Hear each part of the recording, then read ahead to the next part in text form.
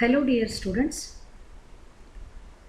In the previous video I explained about the first part of digestion and absorption with respect to the NEET as well as Karnataka CET examination, and there I explained about what is nutrition, what are the components of nutritious food, importance of water, what are the parts of digestive system in man, what are the parts of alimentary canal and associated glands. Also explained about the mouth related parts like buccal cavity, teeth and tongue. So today in this video I am going to continue the extended part of the mouth, that is continuation of study of the teeth.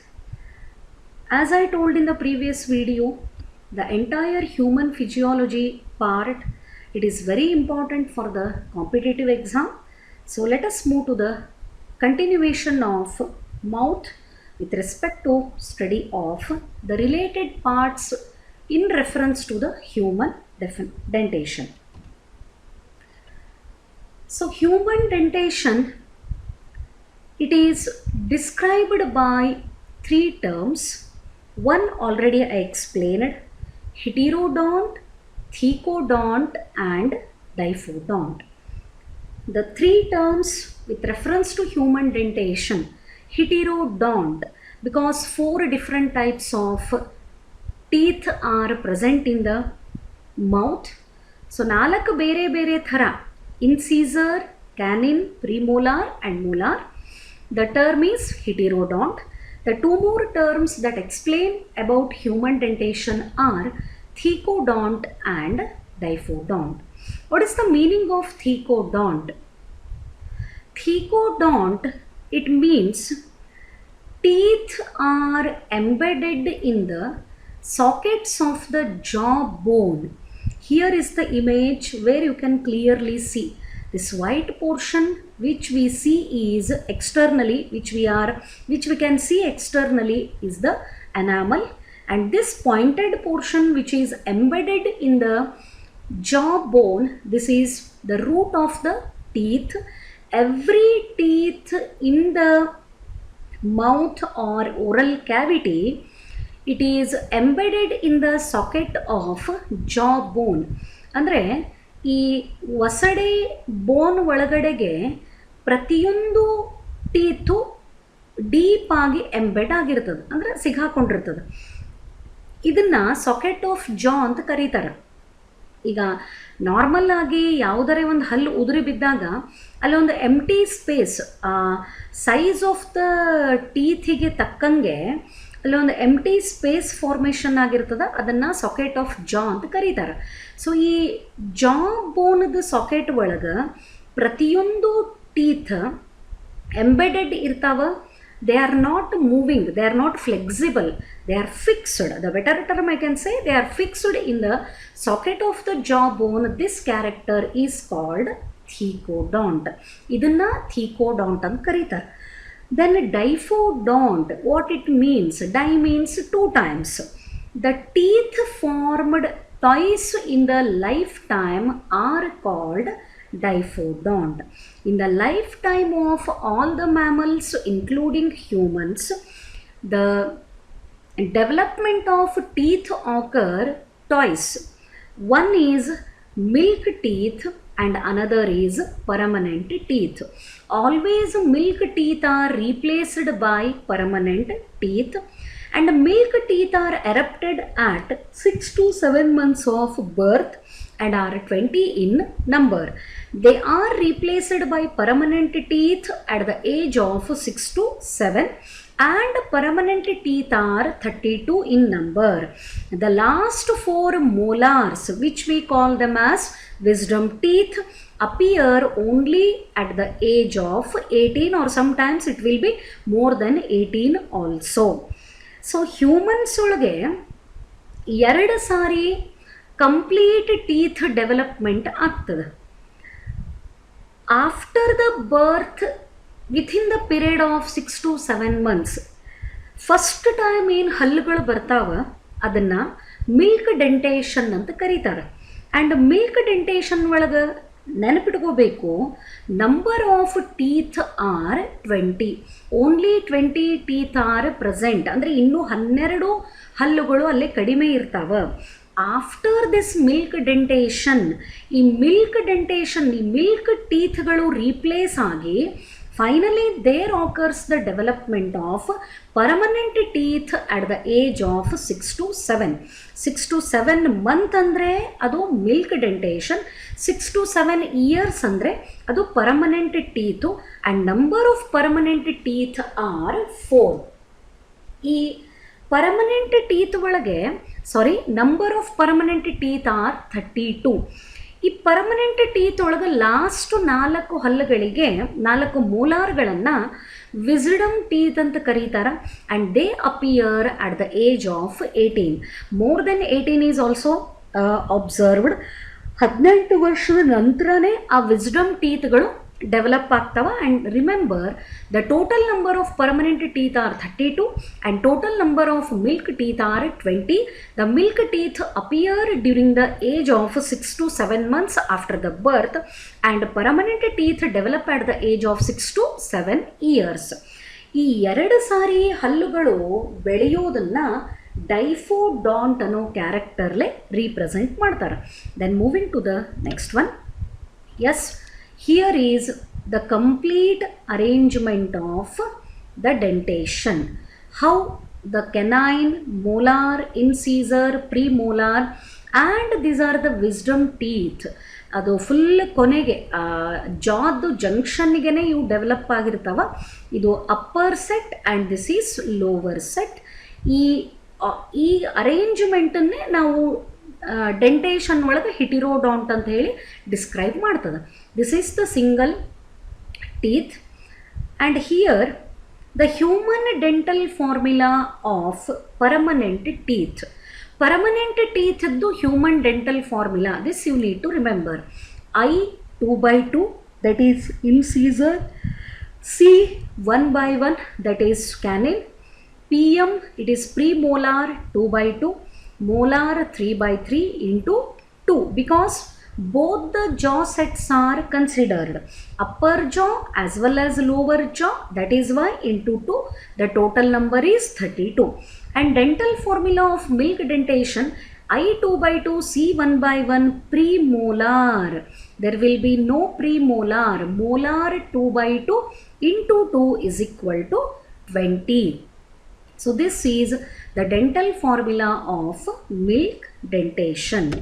And here, what is the difference between milk dentation and permanent dentation? And once again, what are the arrangement? What is the arrangement of teeth in upper and lower jaw at the age of 20 and human being in the adult stage? And one definition, it is diastema. Before that, let us compare what is the difference between milk dentation and permanent dentation, or milk teeth and permanent teeth. Milk teeth are temporary, smaller and weaker. That is why they fall off. ಅವು ಬಹಳ weak ಇರ್ತಾವ, temporary ಇರ್ತಾವ and ಬಿದ್ದು ಹೋಗ್ತಾವ. ಅದಕ್ಕೆ weak and temporary ಇರೋದ್ರಿಂದನೇ ಬೀಳ್ತಾವ. Permanent teeth are stronger and permanent. They are more stronger in comparison to the milk teeth and they remain permanent. ಅಂದರೆ ಓಲ್ಡ್ ಏಜ್ ಆಗೋವರೆಗೇನು ಇರ್ತಾವ, ಆಮೇಲೆ ಬಿದ್ದು ಹೋದರೆ ಮತ್ತೆ ರೀಡೆವಲಪ್ಮೆಂಟ್ ಆಗಲ್ಲ. Start erupting after 6 months of birth and appear 6 to 24 months. Start erupting after 6 months of birth and appear between 6 to 24 months. ಅಂದರೆ ಬರ್ತ್ ಆದಮೇಲೆ 6 ತಿಂಗಳ ಏಜ್ನಿಂದ 6 months ಏಜಿಂದ ಅದು ಆ ಜಾಯಿಂದ ಹೊರಗೆ ಬರಲಿಕ್ಕೆ ಸ್ಟಾರ್ಟ್ ಮಾಡ್ತದೆ. ಅಲ್ಲಿಂದ ಎಲ್ಲಿವರೆಗೂ 24 monthsವರೆಗೇನು, ಅಂದರೆ ಮುಂದೆ 2 ವರ್ಷದವರೆಗೇನು ಅದು ಬೆಳಿತಾನೆ ಇರ್ತದೆ. Then stronger and permanent beings to replace the milk teeth in the 6th years of the age, 6th year of the age, and usually completed by 24 years. ಆರನೇ ವರ್ಷದಿಂದ ಆ ಮಿಲ್ಕ್ ಟೀಥನ್ನ ರೀಪ್ಲೇಸ್ ಮಾಡಲಿಕ್ಕೆ ಸ್ಟಾರ್ಟ್ ಆಗ್ತದೆ ಆ್ಯಂಡ್ ಪರ್ಮನೆಂಟ್ ಆಗಿ ಉಳಿತದ and permanent teeth development will be completed by the 24 years of age. Number of milk teeth 20 in number, 10 each in upper and lower jaw. Upper jaw ಒಳಗೆ 10, lower jaw ಒಳಗೆ 10, so total number is 20. Here it is 32 in number. Types are only 3 types. Milk dentation ಒಳಗೆ ಇದನ್ನು ನೀವು ನೆನ್ಪಿಟ್ಕೋಬೇಕು. Milk dentation includes only incisor, canine and molar, whereas the premolar is completely absent. Permanent ಟೀಥನ್ನು ತಗೊಂಡಾಗ ಇಲ್ಲಿ 4 ಥರದ್ದು incisor, canine, premolar and molar. This is the comparative account between milk dentation and permanent dentation, or milk teeth and permanent teeth. So one interesting definition is there, diastema. What is this? It is a space or gap between two teeth, most often noticeable between two front teeth, and this condition is called diastema. ಮುಂದುಗಡೆ ಎರಡು ಇನ್ಸೀಸರ್ಗಳ ಮಧ್ಯಕ್ಕೆ, ಮುಂದುಗಡೆ ಇರೋ 2 ಹಲ್ಗಳ ಮಧ್ಯಕ್ಕೆ common ಆಗಿ ಕೆಲವು ಜನರಿಗೆ ಸ್ವಲ್ಪ ಗ್ಯಾಪ್ ಇರ್ತದೆ, ಸ್ವಲ್ಪ ಸ್ಪೇಸ್ ಇರ್ತದೆ. ಆ ಮುಂದುಗಡೆ ಇನ್ಸೀಸರ್ಗಳ ಮಧ್ಯಕ್ಕಿರೋವಂಥ ಒಂದು ಸ್ಮಾಲ್ ಸ್ಪೇಸ್ ಅಥವಾ ಗ್ಯಾಪನ್ನು ಏನಂತ ಕರೀತಾರೆ? ಡಯಾಸ್ಟೀಮಾ ಅಂತ ಕರೀತಾರೆ. This is usually found between the front 2 teeth and ಮುಂದುಗಡೆ ಕಾಣೋ ಹಲ್ಲುಗಳು ಯಾವುವ? ಇನ್ಸೀಸರ್. ಆ ಇನ್ಸೀಸರ್ಗಳ ಮಧ್ಯಕ್ಕೆ ಇರೋವಂಥ ಸಣ್ಣ ಗ್ಯಾಪನ್ನು ಡಯಾಸ್ಟೀಮಾ ಅಂತ ಕರೀತಾರೆ. So here the temporary teeth in man, temporary teeth is nothing but Milky teeth. What is it's number? 20. Teeth at the age of 20 years, 20 ವರ್ಷಕ್ಕೆ ಬಂದಾಗ ಎಷ್ಟಾಗಿರ್ತಾವ? 28 ಆಗಿರ್ತಾವ. But human beings, particularly adult, maturity stage adult ಅಂದರೆ 20 yearsಗಿನೂ ಜಾಸ್ತಿ ಆದಾಗ ಅಲ್ಲಿ wisdom teeth development complete ಆಗ್ತದೆ and total number will be 32. So adult human beings are having 32 teeth. The human beings at the age of 20 years are having 28.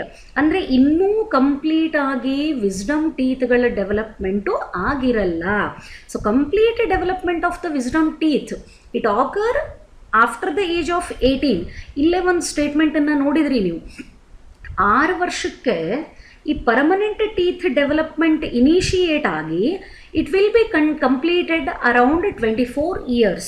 So ಹಾಗಾಗಿ after that age the wisdom teeth development occur and the number becomes 32. This is about the complete information with respect to mouth, oral cavity, teeth and tongue. So now moving to next part of the digestive system, it is pharynx. Pharynx is commonly called throat, also known as throat. ಗಂಟ್ಲು ಅಂತ ಕರಿತೀವಿ. It is common passage for digestive and respiratory system. ಇದು ಎರಡು main ಸಿಸ್ಟಮ್ಗಳಿಗೆ common passage, because through the pharynx the air enters and finally that reaches the lungs through trachea. Trachea is nothing but wind pipe. ಟ್ರೇಕಿಯಾಕ್ಕೆ wind pipe ಅಂತ ಕರೀತಾರೆ. ಇದೇ pharynx ಮುಖಾಂತರ ಫುಡ್ನು enter ಆಗ್ತದೆ, but that food enters into oesophagus. Oesophagus is called food pipe, ಅನ್ನನಾಳ ಅಂತ ಕರೀತಾರೆ. Wind pipe and food pipe, but there are the structures which prevent the entry of air into esophagus and entry of food into trachea. About that I will explain in the next part. So pharynx is a common passage for digestive and respiratory system. The pharynx is divided into 3 parts: nasopharynx, oropharynx and laryngopharynx. How many parts are there in the pharynx? There are 3 parts: nasopharynx, oropharynx and laryngopharynx. So these are the three parts of the pharynx. Nasopharynx, what it means? Nasal part of the pharynx. Here you can see this is nasopharynx. No problem. One more image I have selected, that is in the next slide I will show. Oropharynx, oral part of the pharynx. ಅಂದರೆ ಬಾಯಿಗೆ connect ಆಗಿರೋವಂಥದ್ದು, nasal ಕ್ಯಾವಿಟಿಗೆ attach ಆಗಿರೋವಂಥದ್ದು nasopharynx. Then laryngopharynx, laryngeal part of the pharynx attached to the voice box. Here it is very very clear. This is nasopharynx. Where it is attached, ಎಲ್ಲಿ attach ಆಗ್ಯದದು? Nasal ಕ್ಯಾವಿಟಿಗೆ attach ಆಗಿರೋವಂಥದ್ದು. Continuation of the nasal cavity it leads to nasopharynx. Then this one is oropharynx. It is connected through the oral cavity. This green portion, it is oropharynx. It is not green in color. Identification ಆಗಲಿ ಅಂತ ಹೇಳಿ ಈ ಥರದ್ದು ಕಲರಿಂಗ್ಗಳನ್ನು use ಮಾಡ್ಕೊಂಡಿರ್ತದೆ ಅಷ್ಟೇ. One more is laryngopharynx. This is the laryngopharynx which is connected to larynx. Continuation with the larynx, and larynx is nothing but voice box. ನಾವೇನು ಧ್ವನಿ ಪೆಟ್ಟಿಗೆ ಅಂತ ಕರಿತೀವಿ ಅದಕ್ಕೆ ಲ್ಯಾರಿಂಕ್ಸ್ ಅಂತ ಕರೀತಾರೆ. And it is at the back region or behind, supported by cricoid bone. Cricoid cartilage is there to support the structure. This is cricoid cartilage, and here the shown part is epiglottis, and this is soft palate. Palate represents roof of the buccal cavity, and it is divided into two parts, hard palate and soft palate. ಆ ಹಿಂದ್ಗಡೆ ಇರೋ soft ಪ್ಯಾಲೇಟು ಕೊನೆಗೆ ಯಾವುದನ್ನ reach ಆಗ್ತದ? It is reaching the oropharynx. So these are the three parts of pharynx. Nasopharynx, nasal part of the pharynx ಅಂದ್ರೆ ಅದು nasal ಕ್ಯಾವಿಟಿಯಿಂದ continuation ಆಗಿರ್ತದ. Air enters into the nasopharynx. Oropharynx, oral part of the pharynx, ಇದು oral ಕ್ಯಾವಿಟಿಗೆ continuation, soft palate ಇಂದ ಹಿಂದ್ಗಡೆಗೆ ಇದು connected ಇರ್ತದ. Then laryngopharynx, it is laryngeal part of the pharynx. When food material passes through the pharynx, epiglottis closes the glottis. The very very important term that you need to concentrate. When food material pass through the pharynx, epiglottis ಏನನ್ನ close ಮಾಡ್ತದ? Epiglottis closes the glottis. What is this glottis? Opening of the larynx. Larynx ದು ಓಪನಿಂಗಿಗೆ ಗ್ಲಾಟಿಸ್ ಅಂತ ಕರೀತಾರೆ. ಆ ಪೋರ್ಷನ್ನನ್ನು ಯಾವುದು close ಮಾಡ್ತದ? Epiglottis close ಮಾಡ್ತದ. And prevents the entry of food into trachea. Trachea is part of the respiratory system through which only air should be passed. ಅದರೊಳಗೆ ಗಾಳಿ ಮಾತ್ರ ಹೋಗಬೇಕು. ಅಲ್ಲೇನರೇ ಬೈ ಚಾನ್ಸ್ ಫುಡ್ ಹೋದರೆ ದಟ್ ವಿಲ್ ಕಾಸ್ ಕಫಿಂಗ್, ಜೋರಾಗಿ ಕೆಮ್ಮು ಬರಲಿಕ್ಕೆ ಸ್ಟಾರ್ಟ್ ಆಗ್ತದೆ while intaking the food. So ಹಂಗಾಗಬಾರ್ದು ಅಂತ ಹೇಳಿ epiglottis closes the glottis and prevents the entry of food into the trachea. Sometimes when we eat too faster or laugh while eating, then a little air pipe remains open. Little air pipe remains open, due to which food particles may enter into the larynx. When food particles enter the larynx, we may get choking sensation, commonly known as hiccups. Hiccups ಅಂದರೆ ಬಿಕ್ಕಳಿಕೆ. By chance ನಾವು ಫಾಸ್ಟಾಗಿ ತಿಂತಿರಬೇಕಾದ್ರೆ ಅಥವಾ while having the food, if we laugh, ತಿಂತಿರಬೇಕಾದ್ರೆ ಸಿಕ್ಕಾಪಟ್ಟೆ ನಕ್ರೆ ಅಥವಾ ಏನೋ ಕಾನ್ವರ್ಸೇಷನ್ ಭಾಳಷ್ಟು ಕಂಟಿನ್ಯೂಸ್ ಆಗಿ ಮಾತಾಡ್ತಿದ್ರೆ ಏರ್ ಪೈಪದ್ದು ಸ್ಟ್ರಕ್ಚರು ಫುಲ್ ಕ್ಲೋಸ್ ಆಗಿರೋದಿಲ್ಲ. ಅಂದರೆ ಗ್ಲಾಟಿಸ್ಸು ಫುಲ್ ಮುಚ್ಕೊಂಡಿರೋದಿಲ್ಲ. ಎಪಿಗ್ಲಾಟಿಸ್ ಏನು ಗ್ಲಾಟಿಸನ್ನು ಕ್ಲೋಸ್ ಮಾಡ್ತದೆ, ಅಲ್ಲಿ ಸ್ವಲ್ಪ ಗ್ಯಾಪ್ ಉಳ್ಕೊಂಡಿರ್ತದೆ. Through that gap the food particle sometimes it may enter into the larynx. ಆ ಕಂಡೀಷನ್ ಒಳಗೆ ಫುಡ್ ಪಾರ್ಟಿಕಲ್ಸು ಬೈ ಚಾನ್ಸ್ ಲ್ಯಾರಿಂಗ್ಸನ್ನ ಎಂಟರ್ ಆದರೆ ಇಟ್ ರಿಸಲ್ಟ್ಸ್ ಇನ್ ಹಿಕಪ್ಸ್, ಬಿಕ್ಕಳಿಕೆ ಸ್ಟಾರ್ಟ್ ಆಗ್ತದೆ. That is why always when food enters into the pharynx or food is taken into the pharynx, epiglottis closes the glottis so that entry of the food into trachea is prevented. Remember, which is the structure which closes the glottis?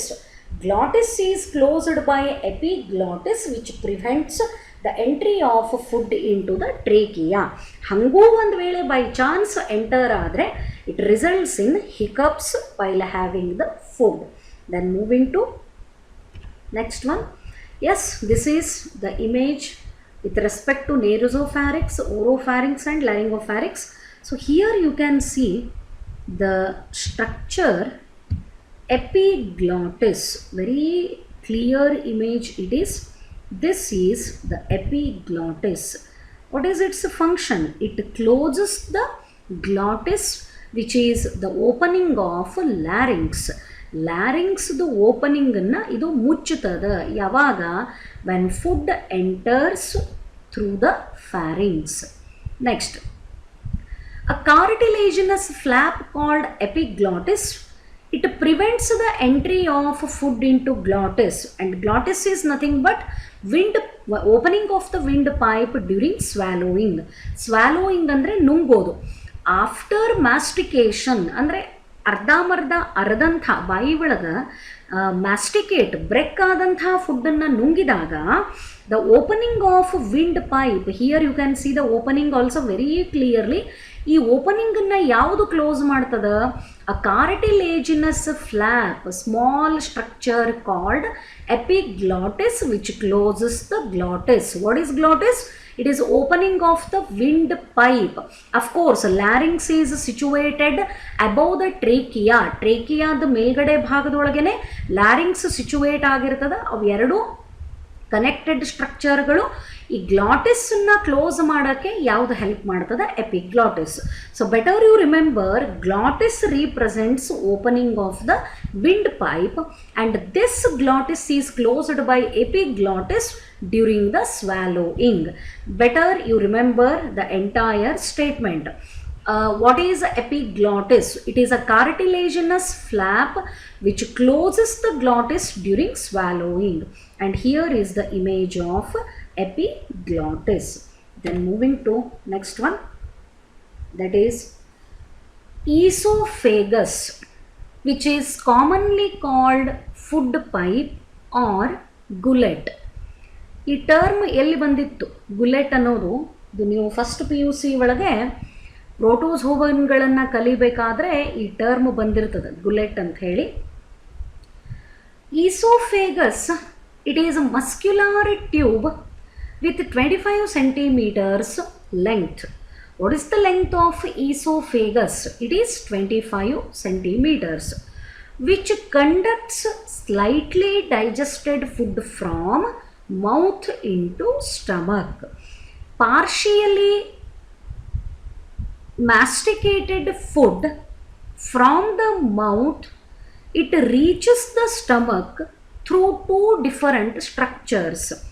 One is pharynx and another is esophagus.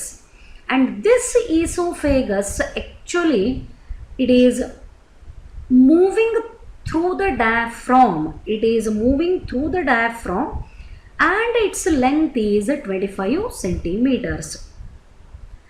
When food enters the esophagus, the muscles in the walls of esophagus start alternate contraction and relaxations, producing wave-like movement called peristalsis. The specific term for the wavy movement of the muscles of the esophagus wall, it is called peristalsis, which pushes the food downwards towards the stomach. ಏನಂದ್ರೆ when we swallow ಅಂದರೆ ನುಂಗಿದಾಗ the food from mouth it enters into oropharynx ಯಾಕಂದ್ರೆ ನೇಸೋ pharynx ಒಳಗೆ ಗಾಳಿ ಮಾತ್ರ ಬರ್ತದೆ, oropharynx part ಒಳಗೆ food move ಆಗ್ತಿರ್ತದೆ. And from that the food enters into oesophagus. Here it is the long tube in continuation with oropharynx, and finally it is attached to the stomach. What is the function of esophagus? It is connecting the pharynx, oropharynx with the stomach, and swallowed food, ನುಂಗಿದಂಥ ಫುಡ್ಡನ್ನು ಸ್ಟಮಕ್ಕಿಗೆ ತಂದು reach ಮಾಡೋದೇ ಎದ್ರದ ಕೆಲಸ, ಈಸೋಫೇಗಸ್ದ ಕೆಲಸ. ಈ oesophagus ಒಳಗೆ food ಸುಮ್ಮನೆ ಹಿಂಗೆ ಸ್ಟ್ರೇಟಾಗಿ ಹೋಗಲ್ಲ, ಡೈರೆಕ್ಟಾಗಿ ಹಿಂಗೆ ಮೂವ್ ಆಗಲ್ಲ. Always there will be wavy movement. ನಾವೇನು ಸ್ವ್ಯಾಲೋ ಮಾಡ್ತೀವಿ ಆ ಫುಡ್ ಸ್ಟ್ರೇಟಾಗಿ ಹೋಗಲ್ಲ. The muscles in the wall of oesophagus, ನುಂಗಿದ ತಕ್ಷಣವೇ ಆಫ್ಟರ್ ಸ್ವ್ಯಾಲೋಯಿಂಗ್ ಈಸೋಫೇಗಸ್ ಒಳಗಿನ ಮಸಲ್ಸು ಆಲ್ಟರ್ನೇಟ್ ಆಗಿ ಒಮ್ಮೆ ಕಾಂಟ್ರಾಕ್ಟ್ ಆಗ್ತಾವ, ಒಮ್ಮೆ ರಿಲ್ಯಾಕ್ಸ್ ಆಗ್ತಾವ. And this alternate contraction and relaxation produces a wave like movement. ಅದು ವೇವ್ ಥರ. The movement of food in the oesophagus will be in the form of wave. Instead of moving straight, ಅದು wave ಥರ move ಆಗಲಿಕ್ಕೆ start ಆಗ್ತದೆ. And that movement is called the peristalsis. ಅದನ್ನೇನಂತ ಕರೀತಾರೆ? Peristalsis. Like this. ಈ ಥರ ಹಿಂಗೆ waves ಗತೆ ಈಸೋಫೇಗಸ್ ಒಳಗೆ ಫುಡ್ಡು ಮೂವ್ ಆಗಲಿಕ್ಕೆ ಸ್ಟಾರ್ಟ್ ಮಾಡ್ತದೆ. ಆ ವೇವ್ ಲೈಕ್ ಮೂಮೆಂಟ್ಗೆ ಏನಂತ ಕರಿಬೇಕು? It is called peristalsis. ಎಲ್ಲೇ this peristalsis movement is observed in the esophagus. Then moving to the next point, at the posterior region of esophagus, esophageal sphincter, a circular muscle is present and it controls opening of the esophagus into stomach. The very very important term. ಏನು ಹಿಂಗಂದರೆ ಈಸೋಫೇಗಸ್ಸು ಕೊನೆಗೆ ಎಲ್ಲಿ connect ಆಗ್ತದೆ ಅಂತ ಹೇಳಿದೆ? It is connecting the stomach. ಅಂದರೆ ಈಸೋಫೇಗಸ್ಸಿಂದ food ಎಲ್ಲಿ reach ಆಗ್ತದೆ? Finally it is entering into the stomach. ಸ್ಟಮಕನ್ನು ರೀಚ್ ಆಗ್ತದೆ. ಈಸೋಫೇಗಸ್ಸಿಂದ, here look at this image, this is the oesophagus. This is the tube which is carrying the partially broken food from oral cavity, pharynx and now into the stomach. ಇದು ಸ್ಟಮಕ್ಕಿಗೆ ಫುಡ್ಡನ್ನು transfer ಮಾಡಬೇಕಾದ್ರೆ ಇಲ್ಲೇ ಒಂದು sphincter ಇರ್ತದೆ. ಅಂದರೆ opening and close ಆಗೋ ಅಂತ ಒಂದು ಸ್ಪೆಸಿಫಿಕ್ ಸ್ಪಿಂಕ್ಟರ್ ಇರ್ತದೆ. ಆ್ಯಂಡ್ ಈ ಸ್ಪಿಂಕ್ಟರಿಗೆ ಏನಂತ ಕರೀತಾರೆ? This is called oesophageal sphincter. The sphincter is called oesophageal. This is oesophageal sphincter represented by a circular muscle. ಈ ಈಸೋಫೆರೆಂಜಿಯಲ್ ಸ್ಪಿಂಕ್ಟರ್ ಓಪನ್ ಆದಾಗ food from oesophagus is transferred into the stomach. Oesophagus ಒಳಗಿದ್ದಂತಹ food ಎಲ್ಲಿ transfer ಆಗ್ತದೆ? ಸ್ಟಮಕ್ಕಿಗೆ transfer ಆಗ್ತದೆ. So two terms that you need to remember for oesophagus. Inside the oesophagus, the movement of the food occur in the form of a wave, and this is called peristalsis. That wave-like movement is due to the alternate contraction and relaxation of the muscles in the wall of esophagus. This is one thing.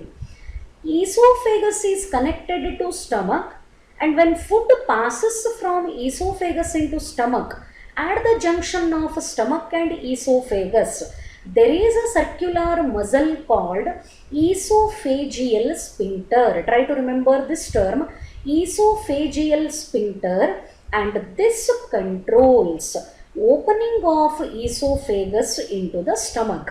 ಆ oesophagus ಒಳಗಿಂದ food ಸ್ಟಮಕ್ಕಿಗೆ ಬರಬೇಕಾದ್ರೆ ಯಾವ sphincter open ಆಗಬೇಕು? Oesophageal sphincter. And remember, it is represented by circular muscle. Yes, then moving to the next one, it is stomach, the main and interesting part of the alimentary canal. Alimentary canal starts with mouth Mouth is connected to pharynx. Pharynx is connected to esophagus. Esophagus is connected to stomach. Stomach is attached to small intestine, and small intestine is attached to large intestine. Finally, that large intestine ends with rectum, and rectum opens through the anus. So these are the parts of alimentary canal. So ನಾವು reach ಆದಂಥ ಅಲಿಮೆಂಟರಿ ಕೆನಾಲದ part ಅಂದರೆ stomach. Stomach is completely muscular, J-shaped. It is in the form of English letter J. Here in the image you can see it is in the form of English letter J. J-shaped sac-like organ present on the left side of abdomen. Left side of the abdomen. Abdomen lower body part. Abdomen the ಎಡಗಡೆ ಭಾಗದೊಳಗೆ ಈ stomach locate ಆಗಿರ್ತದೆ. and stomach is a muscular J-shaped sac-like organ. sac ಅಂದರೆ ಚೀಲದ ಥರದ್ದು. ಅದಕ್ಕೆ food will be stored. ನಮಗೆ after having the food ಒಂದು 2 hour 2.5 hours sometimes 3 hours ವರೆಗೇನೂ ವಿ ಡೋಂಟ್ ಫೀಲ್ ಹಂಗ್ರಿ, ಹಸಿವಾಗೋದಿಲ್ಲ. Because that partially masticated food, partially broken down food, it is stored inside a bag-like structure of the alimentary canal, and it is nothing but stomach. ಅದು empty bag like structure ಇರೋದ್ರಿಂದನೇ sac like organ ಅಂತ ಅದನ್ನು refer ಮಾಡ್ತದೆ. Present on the left side of the abdomen. Stomach helps in storage and digestion of the food. Of course, not only the food is stored in the stomach, ಬರೀ ಫುಡ್ಡನ್ನು stomach ಒಳಗೆ store ಮಾಡ್ಕೊಳ್ಳೋದಿಲ್ಲ. even there is a partial digestion. In the stomach, the protein digestion will be initiated. Protein digestion start ಆಗೋದೇ stomach ಒಳಗೆ. Of course, it is having HCl that plays important role in the digestion. ಈ stomach ಬರೀ ಫುಡ್ಡನ್ನು store ಮಾಡ್ಕೊಳ್ಳೋದು ಅಲ್ಲದೆ ಅದು digestion ಒಳಗೂ involve ಆಗಿದೆ. And it is divided into 3 parts. Human ಸ್ಟಮಕ್ಕನ್ನು 3 ಪಾರ್ಟ್ ಒಳಗೆ ಡಿವೈಡ್ ಮಾಡ್ತದೆ. Upper and anterior part is fundus. Here this part I am explaining, this is anterior part and the upper part which is called fundus. Middle one is cardiac. ಮಧ್ಯದ ಭಾಗನ cardiac stomach ಅಂತ ಕರೀತಾರೆ, and here it is cardiac stomach. Lower one is pyloric stomach. Lower one is pyloric stomach, and it is attached or continuation with the antrum. Pyloric stomach, cardiac stomach. Lower or the posterior is the pyloric stomach. Fundus, cardiac, pyloric, and this is the body where the main food will be, the entire food will be stored in this particular portion. Pyloric stomach leads to small intestine by an opening called pylorus, guarded by pyloric sphincter muscle. This sphincter allows only 1 teaspoon of the food at a time to enter into the duodenum. This is interesting. ಆಗಲೇ oesophagus ಇಂದ food ಸ್ಟಮಕ್ಕಿಗೆ ಬರಬೇಕಾದ್ರೆ ಒಂದು sphincter ಅಂತ ಹೇಳಿದೆ. What is that? Oesophageal sphincter. ಅದು open ಆದಾಗ oesophagus ಇಂದ ಫುಡ್ ಎಲ್ಲಿಗೆ ಬರ್ತದೆ? ಸ್ಟಮಕ್ಕಿಗೆ ಬರ್ತದೆ. So here that esophageal sphincter will be present. So actually fundus, cardiac, body and pyloric, these are the 4 parts of stomach. But ಇಲ್ಲಿ 3 parts ಅಂತ mention ಮಾಡಿದ. ಬಾಡಿನ ಇನ್ಕ್ಲೂಡೆಡ್ ಬಾಡಿ, ಈ 3 ಪಾರ್ಟ್ಗಳನ್ನು ಮಾತ್ರ ಮೇಜರ್ ಪಾರ್ಟ್ ಅಂತ ಹೇಳಿ ಮೆನ್ಷನ್ ಮಾಡಿದ. ಈ ಪೈಲೋರಿಕ್ ಸ್ಪಿಂಕ್ಟರು ಎದರ ನಡಬರ್ಕಿರ್ತದೆ? This is pylorus. Pylorus leads to duodenum. Pylorus, it is connected to duodenum of small intestine. In this image also you can see ಮೇಲ್ಗಡೆ ಸ್ಟಮಕ್ಕಿಗೆ ಈಸೋಫೇಗಸ್ ಕನೆಕ್ಟ್ ಆಗಿರ್ತದೆ ಆ್ಯಂಡ್ ಕೆಳಗಡೆ ಸ್ಟಮಕ್ಕಿಗೆ small intestine connect ಆಗಿರ್ತದೆ. That means stomach is receiving food from oesophagus and slowly that food is transferred into the duodenum.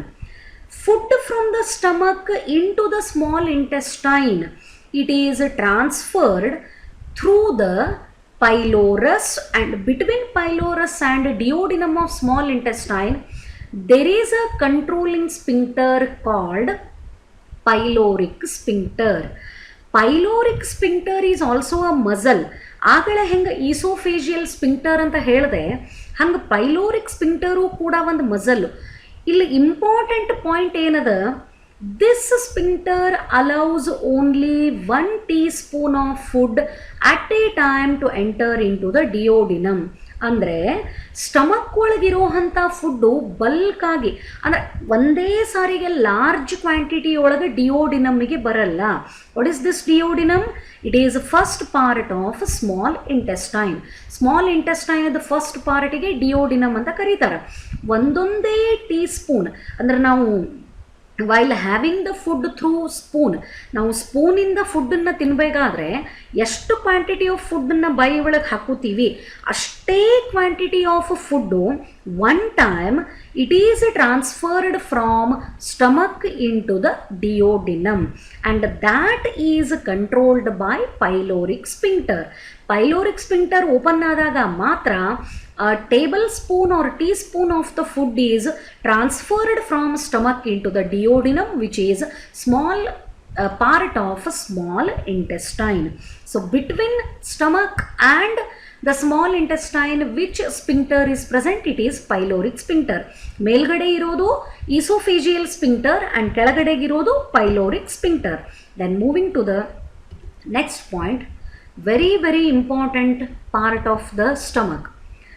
The gastric glands present in its wall secrete gastric juice which help in the digestion of food. Without gastric juice there will be no digestion of the lipid. There will be no digestion of the protein. Protein digestion ಆಗಲಿಕ್ಕೆ ಸಾಧ್ಯನೇ ಇಲ್ಲ. So gastric glands the secretion ಒಳಗೆ protein digesting enzymes main ಆಗಿ present ಇರ್ತಾವೆ. And these juices contain HCl. The juice of stomach ಇಂದ secrete ಆಗೋ ಜ್ಯೂಸಿಗೆ gastric juice ಅಂತ ಕರೀತಾರೆ, which is actually secreted from gastric glands. Where these gastric glands are present? All these are the gastric glands. They are unicellular glands which are located within the wall of the stomach. ಸ್ಟಮಕ್ದ wall ಒಳಗೆ ಈ gastric ಗ್ಲ್ಯಾಂಡ್ಗಳು present ಇರ್ತಾವೆ. ಏನೇನು secrete ಮಾಡ್ತಾವೆ? The gastric glands secrete HCl. That is why gastric juice is acidic in nature. ಅದಕ್ಕೆ gastric ಜ್ಯೂಸದ nature ಹೆಂಗದ? ಅಸಿಡಿಕ್ ಅದ. It also contains mucus, a jelly-like substance, and very important is enzymes like pepsin. Of course, renin is also present. The gastric juice contains the HCl, mucus, and different types of enzymes. So here you can see the different types of cells of the gastric glands. This is gastric pit. All these are the cells of gastric gland which are present in the inner wall of stomach. ಈ gastric gland ಒಳಗೆ ಇಷ್ಟು ಥರದ cells present ಇರ್ತಾವೆ. ಇವೆಲ್ಲ ಸೆಲ್ಗಳ ಹೆಸರುಗಳನ್ನು ನೆನ್ಪಿಟ್ಕೋಬೇಕು. Surface mucous cell, this is the image of surface mucous cell which secretes the mucus. ಹೆಸರೇ ಹೇಳ್ತದೆ. Mucous neck cell and this is secreting mucus. Parietal cells, very important. Parietal cell, what is its secretion? They secrete hydrochloric acid. That means HCl is secreted by parietal cells. Parietal cells of the gastric glands, they secrete HCl. And chief cell ಏನು ಮಾಡ್ತಾವ, chief cells they secrete enzymes, pepsinogen and gastric lipase along with prorenin. Renin, pepsin and gastric lipase. These are the enzymes which are secreted from chief cells. G cell, this is secreting an hormone called gastrin. Actually endocrine ಗ್ಲ್ಯಾಂಡ್ಗಳಿಂದ ಮಾತ್ರ hormone ಬರಬೇಕು. ಆದರೆ ಈ gastric ಗ್ಲ್ಯಾಂಡ್ಗಳು exocrine means they are having the duct, but some part of the alimentary canal it is functioning as endocrine part. ಅದರೊಳಗೆ ಒಂದು G cells of the gastric glands, they secrete the hormone called gastrin.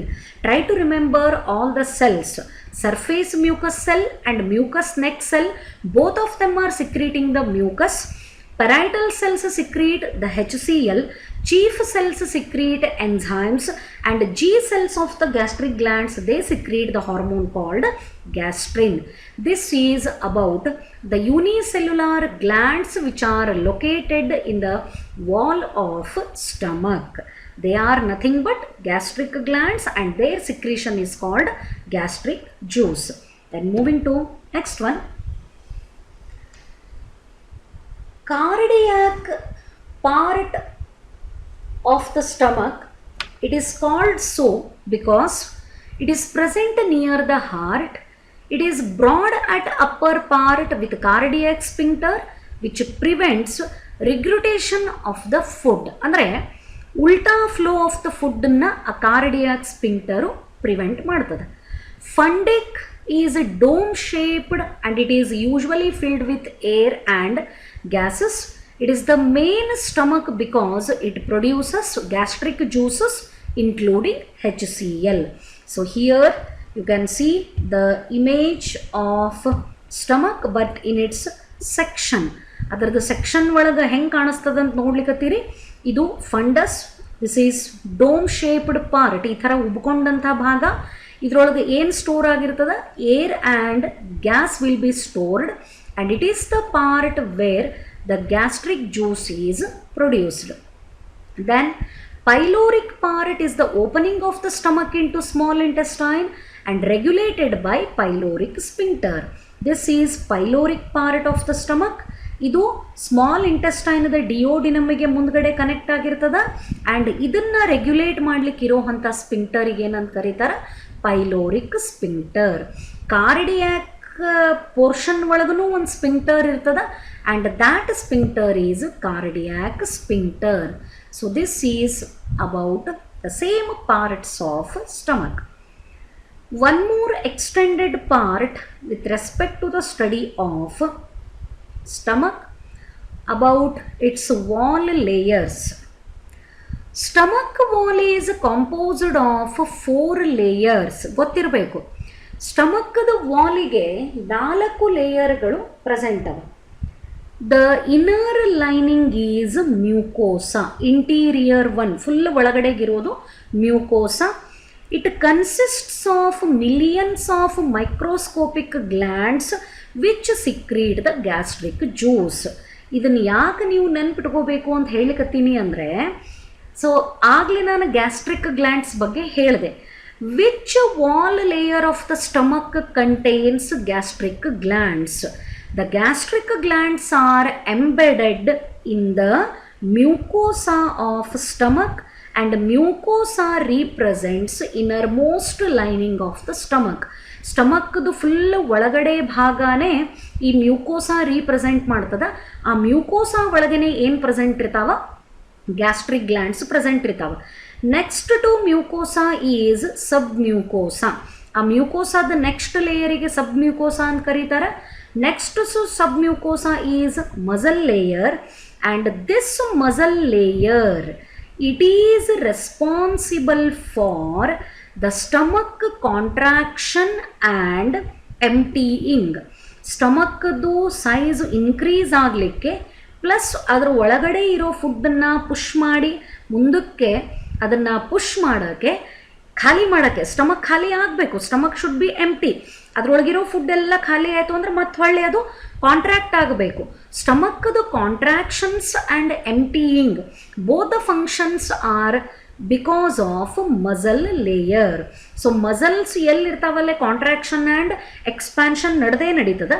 ಆ contraction and expansion ಆಗಲಿಕ್ಕೆ ಯಾವುದು responsible ಅದ? Muscle layer. Finally there is a thin outer covering known as serosa.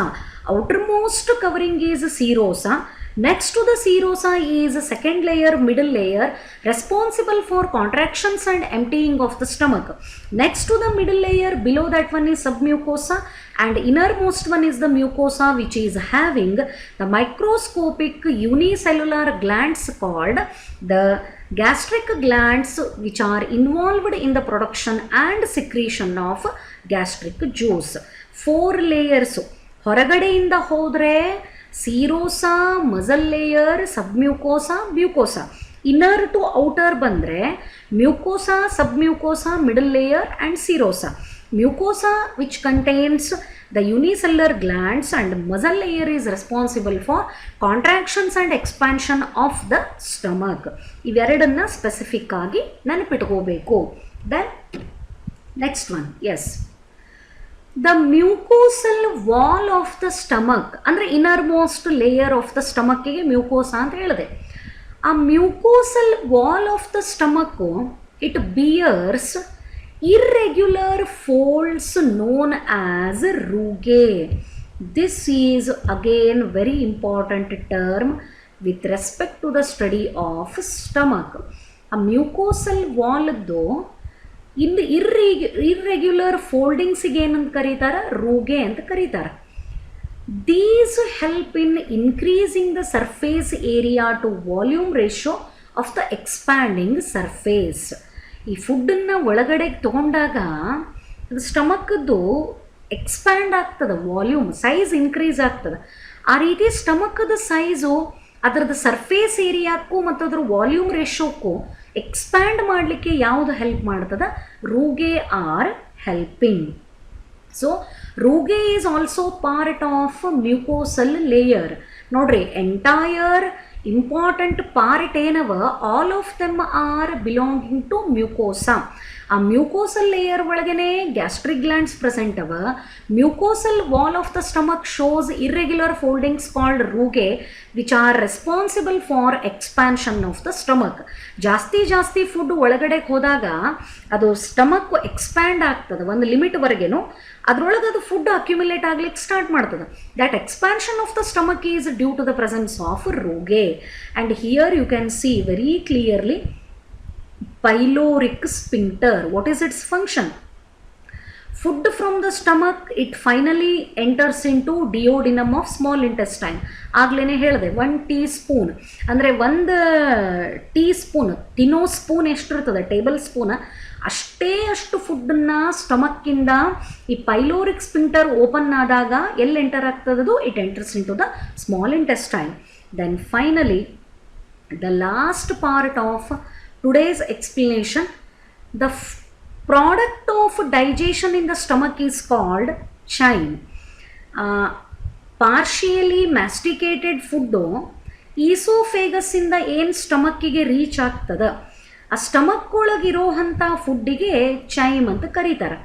And stomach basically acts like a mixture breaking of food into smaller pieces and adding digestive juices to allow for earlier absorption, and it can store approximately 2 liters of the food. Capacity of the stomach, how much quantity of the food it can store? Approximately 2 liters of the food. The product of digestion in the stomach ಒಳಗೆ ಏನು digest ಆಗಿ content ಹೊರಗೆ ಬರ್ತದ, ಆ ಪ್ರಾಡಕ್ಟಿಗೆ chime ಅಂತ ಕರೀತಾರೆ. What is the capacity of a stomach? How much quantity of the food it can store? It can store approximately 2 liters of the food. So these are the things that I wanted to explain with respect to alimentary canal. Rest of the things with respect to small intestine, large intestine and about the digestive glands will continue in the next video. Thank